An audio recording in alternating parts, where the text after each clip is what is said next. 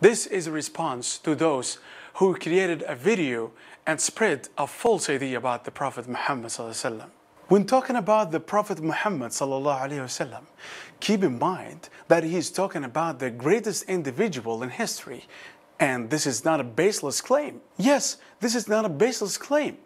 For the one who reads his biography and his mannerisms and ethics while keeping aside all preconceived notions would certainly reach this conclusion. Some fair and just non-Muslims have reached this conclusion as well. Let me tell you some of the Prophet's manners and characteristics. The Messenger had an excellent, complete and sound intellect.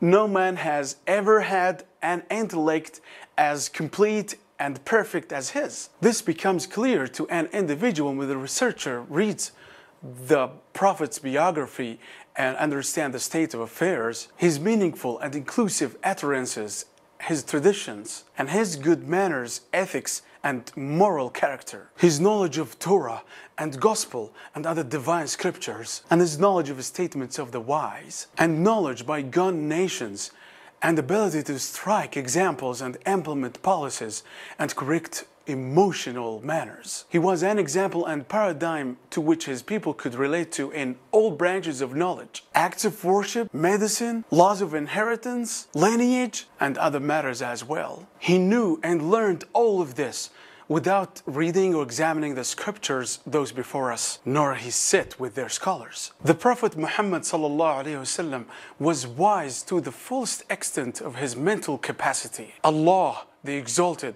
informed him of what had taken place in the past and what would take place in the future. And this is a sign that the dominion belongs to Allah and He is capable over all things. The Prophet Muhammad sallallahu alaihi wasallam would always do deeds through which he would seek the pleasure of God.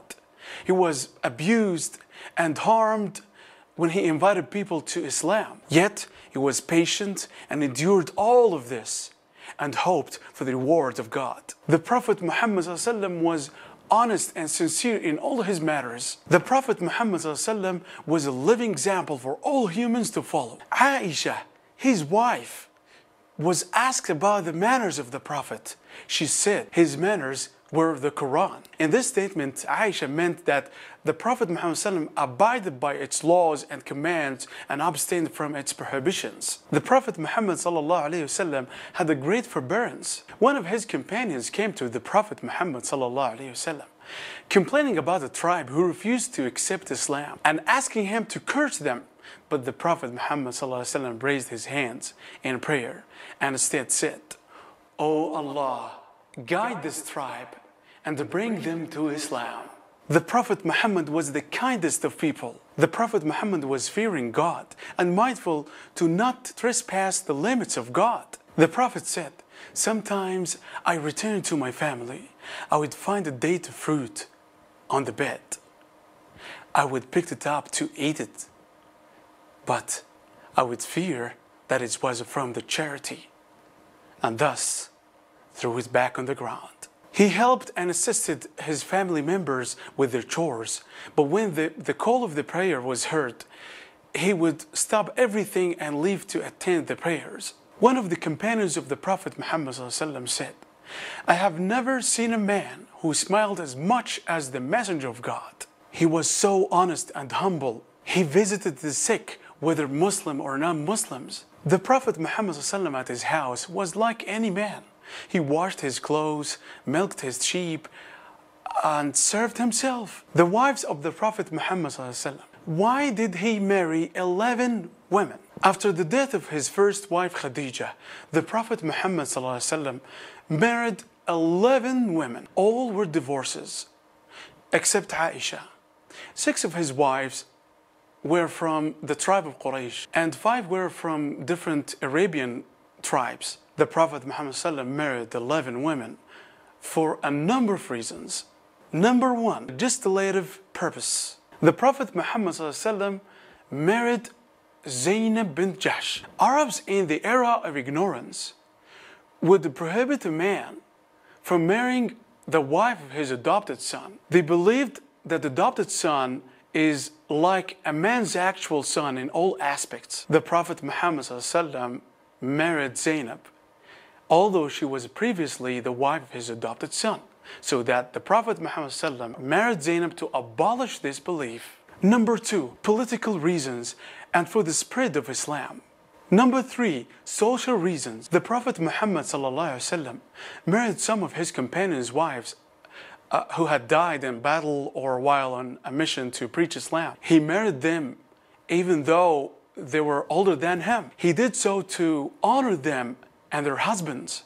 And keep in mind, all wives of Prophet Muhammad ﷺ were not virgin, nor were they young or beautiful. So how can anyone claim that the Prophet Muhammad ﷺ was lustful? He just followed the practice of previous prophets, just like Moses, who no one objected to the plural marriage.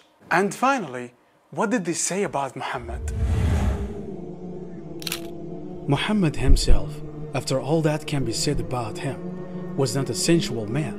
We shall err widely if we consider this man as a common voluptuary, intent mildly on base enjoyments, nay on enjoyments of any kind.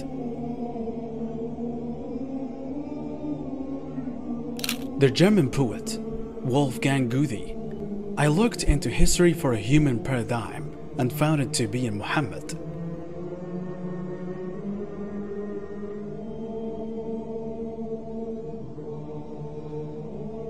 Professor Keith Moore said in his book, The Developing Human, "It's clear to me that these statements must have come to Muhammad from God or Allah, because most of this knowledge was not discovered until many centuries later.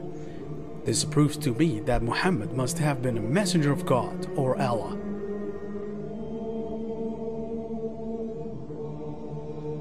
My last word for Muslims: don't think that if you change your logos or mottos or your phrases, that would bring victory. No. Following the noble manners and ways of Prophet Muhammad ﷺ would bring victory, definitely.